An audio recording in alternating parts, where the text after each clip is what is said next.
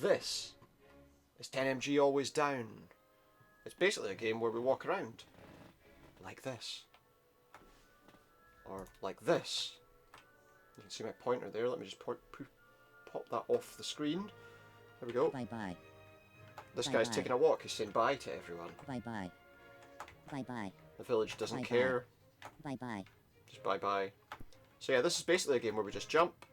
We've got to go down pits, reach the bottom of a particular area, and then finish the game. It's a very quick game. I've already played it. I think I've finished it 3 times today. I've gone to the wrong platform. Yeah, I've finished it 3 times today just to make sure that I understand the path that everything goes through. Very straightforward. There we go. Down the hole. Now there are some things that can cause you problems in here, but generally speaking it's pretty easy to deal with. Just do this, and I could have gone there but I wasn't paying attention. Could have gone there as well, to be honest. There we go. Pop round past there, up we go. Wait, jump, jump. There isn't one there. Yeah, so basically we've just got to descend through these caves until we reach the bottom. Very straightforward, very simple kind of platforming. There are some kind of bits that are a little more difficult than others, but generally there's a lot of bits as well in the levels that are kind of set up, but you don't really have to worry about. Like, there's a lot of platforms you can see that you never really have to go on. I guess they just wanted some extra kind of set dressing for the game. But basically, it's a very simple bit of platforming. If I remember rightly, I have to go this way. And then that way. And just run away. The birds will stop chasing me eventually. But as you can see, they're right on me at the moment. Until now. They'll stop chasing me now.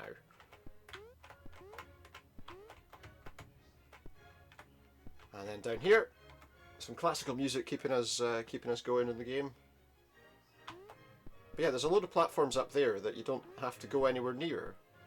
This bit's a little more difficult. There's a bird further along that it's difficult to get past, if I remember rightly. No, I'm wrong. I've already passed that area. Oh yeah, this bit you have to watch out, because you slow down a bit in certain areas, I've noticed. We jump across here. Grab the key. And away we go. Again, see a load of platforms underneath us there. None of them you have to use unless there's something else you can do in this room that I haven't paid attention to. But otherwise, down we go. Watch out for things that can hurt us. We have to get another key. Pop the key right there, see? Yeah, it's the one thing that's annoying is it would be so much easier with a controller as opposed to the arrow keys on the keyboard, but it's very simple. It's a very straightforward game. Especially as I think we're pretty much at the end now. Just a couple more places to go.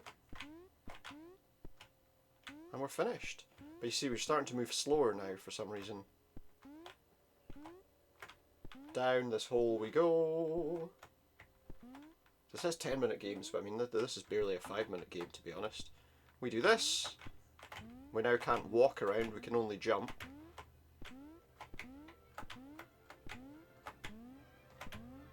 But yeah, pretty much jump across here. As the music reaches a crescendo, we jump down the last pit. We hold up. And we launch. And it's up and up and up. Bang! And down goes the village. When we scare them half to death. That was 10-minute games always down. That was not a 10-minute game. I'd be surprised if that was 5 minutes. But there you go. That is an example from 10 Minute Games, and we will be playing another one in just one moment. Once I cue that one up for you. Back in a sec. Well, I'm still here, but you know what I mean. Pop that one shut, and let's get the next one started. The next one's a little different. It's not like a platforming game, so I'm just going to get rid of this game from my installed Steam games. I mean, look at other games to install later as well. But the next game we're playing is a wee game called 10 Minute Games, Slasher Interrupted. So a wee change required in the title, just to let you know what game we're about to play.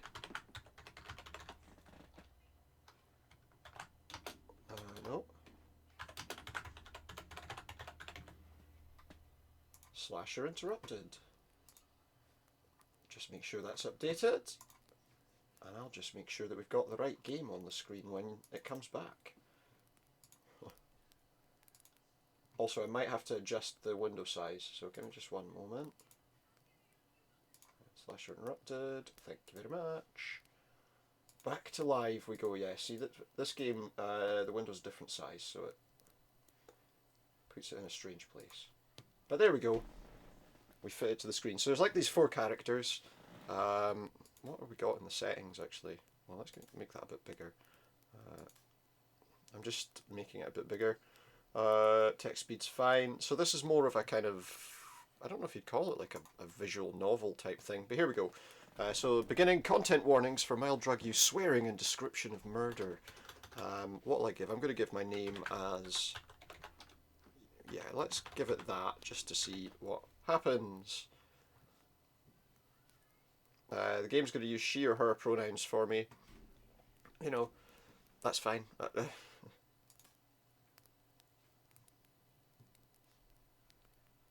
How do I get started? There we go. So here we go. We've got this. Everything feels smothered in darkness. Just the faintest glow from the moon lighting up the edges of shapes. Let me just move myself over here because I think most of the text is on that side of the screen. Streetlights flicker and fail as you walk, and the sound of your footsteps echoes in the silence. Your phone struggles to cling on to life as you use it to light your way, but as you reach the end of the road, the battery gives out. It takes a moment for your eyes to adjust. Swaying on your feet, hesitating, before soldiering on, you see something out of the corner of your eye. Eek! It's a monster, Ellie. It's coming to get you. Stop it, you made me jump. Rosie laughs and retrieves her hand, making Ellie jump. After making Ellie jump. Caroline smirks briefly, then waves a hand to shush them. Quiet, girls, let Supernautus continue. I want to hear what happens. The 3 of them settle down, Rosie and Ellie on a blanket and Caroline in the camp chair next to it. The campfire illuminates their faces with flickering orange light, shadows stark and sinister on otherwise cheerful expressions. Yeah, okay.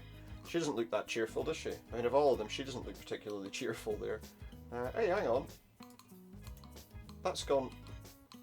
That's not right. The game overlapped the screen and I only just noticed. There we go. Rosie and Ellie in a blanket and Caroline in the camp chair next to it. The campfire illuminates their faces with flickering orange light. Shadows stark and sinister on otherwise cheerful expressions. You clear your throat and continue where you left off. Okay, so, you see something out the corner of your eye. Whatever it is, you can't make it out before it disappears. Squinting at the darkness, you make your way down the street to the house.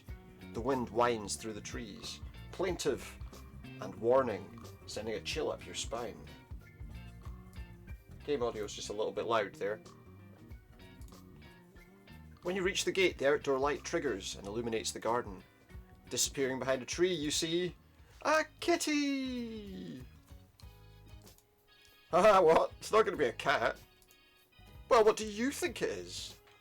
If it were me, it'd be like an old Halloween decoration that makes you jump. That's so lame. You're both lame. Clearly this is a horror story. She's going to say a wicked blade flashes in the dark, or something. Feels like the girls are trying to lead you towards 3 different stories. Click a character's speech bubble to continue. So let's just look at what the options are. Hearts for the lovely cat in this supposed horror story that we're dealing with. Probably not. I don't know what that's got to do with finding like a creepy Halloween decoration. Does anyone know? What time in the morning is it? Or we could find a knife blade flashing in the dark. Let's say it's a scary Halloween decoration. A shape sways in the wind. Dangling from a tree, the light catches the edge of plastic bones and wires. Yes! Facing you is the grinning face of a skeleton, hung up for the long month of October. It sways back and forth gently in the wind, arms rattling quietly as the joints click. For a plastic corpse, it's unsettling at first, but then you spot something dangling from its mouth. Someone has taped a joint to its lower jaw, and now I understand. Whack! Get it? You go to reach up for it and hear a noise behind you. It's a prank! You jump as a second skeleton, unseen, starts cackling at you. The sound is cheap and tinny, coming from a tiny speaker, the distortion creepy and manic. It turns off after a second, as you move your hand away from whatever infrared beam triggered it, but the eye sockets still seem to bore into you. Between the two plastic skeletons you feel unnerved. The feeling of being watched remains. You feel a chill run up your spine, and the humour of the moment doesn't take quite the edge off the adrenaline. Something makes you feel you're not alone in the garden. Can I just adjust this?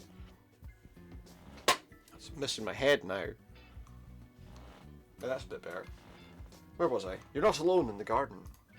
You don't waste any time heading indoors. Hopefully it'll feel safer inside. Familiar, warm, lockable doors.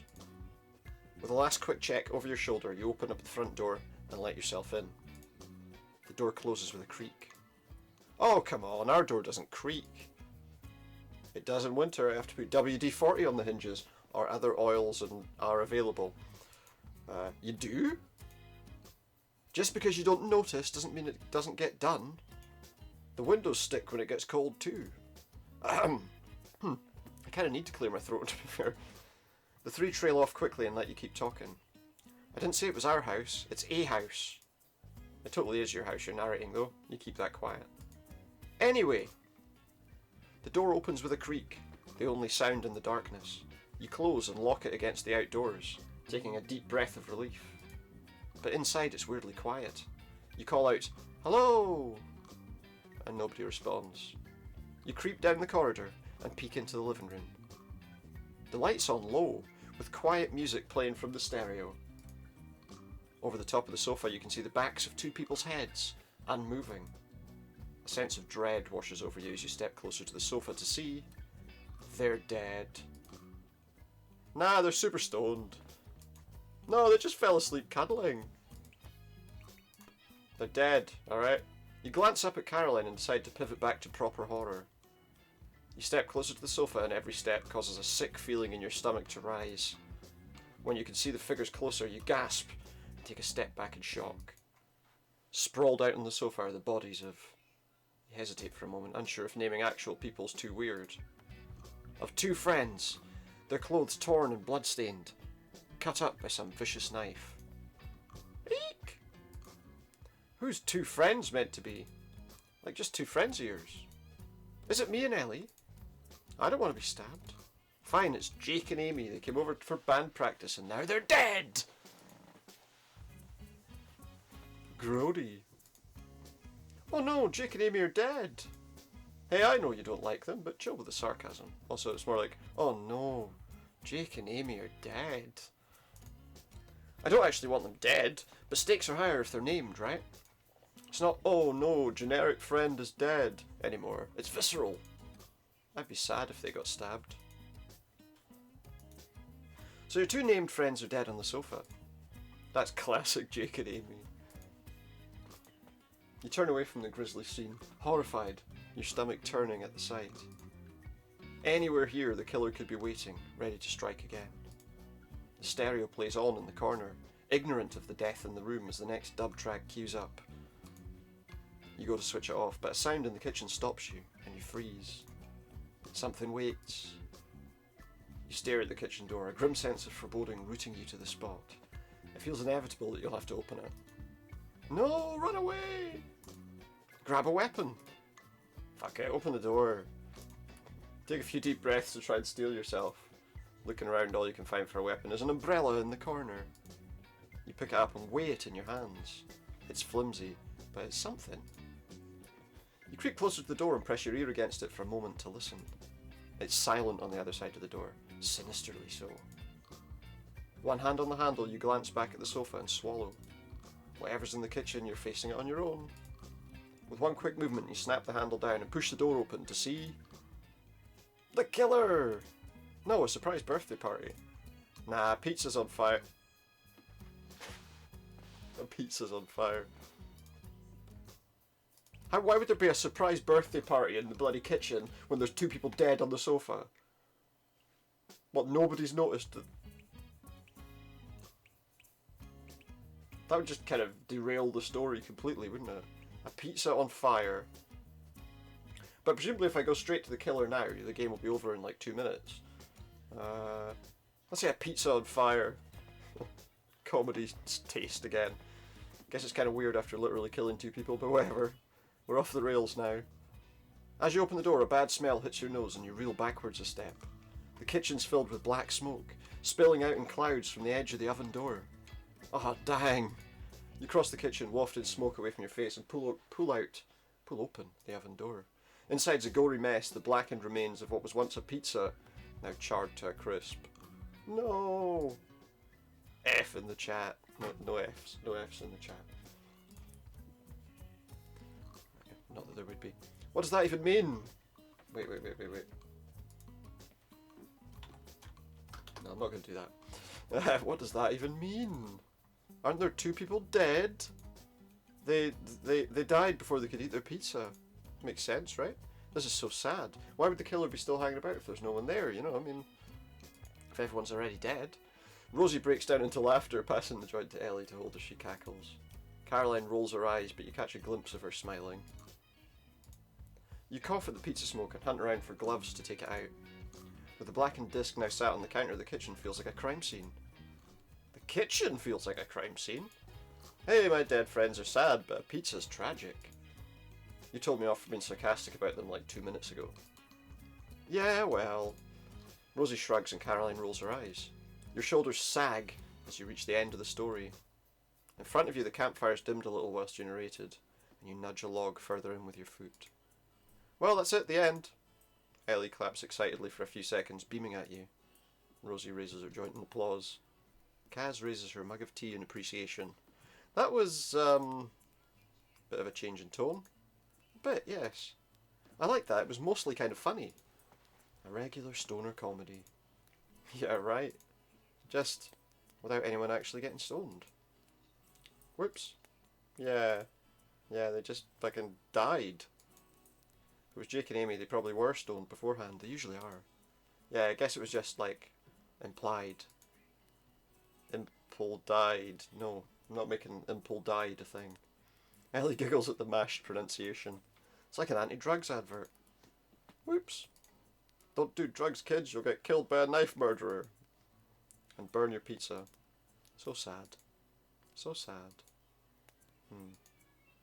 Rosie blows out of breath and laughs briefly, stubbing her roach into the grass. Anyway, story time over. Where's the snacks? Is there going to be a real killer? They're in the tent. Ooh, get me some too. Or am I going to kill them all? Rosie crawls off to fetch them, leaving Ellie to curl up on the blanket.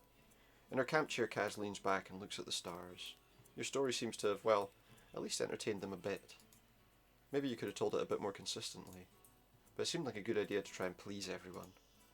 Kaz seems to notice you staring frustratedly at the fire and whistles quietly to get your attention. Hey, Supernauts, it wasn't that bad. Trying to appeal to everyone is admirable, at least. Thanks. Thought that counts, right? Mixed ending. Was I supposed to say mixed ending, do you think? Anyway, that was Slasher Interrupted. Obviously, there's a lot of different kind of story plot paths you can take there to do all sorts of other things. But that's that game and it's done. So we're moving on to something else. So I've got to close it. I've got to remove it. And then I've got to go on to the next game. Once this decides to go away.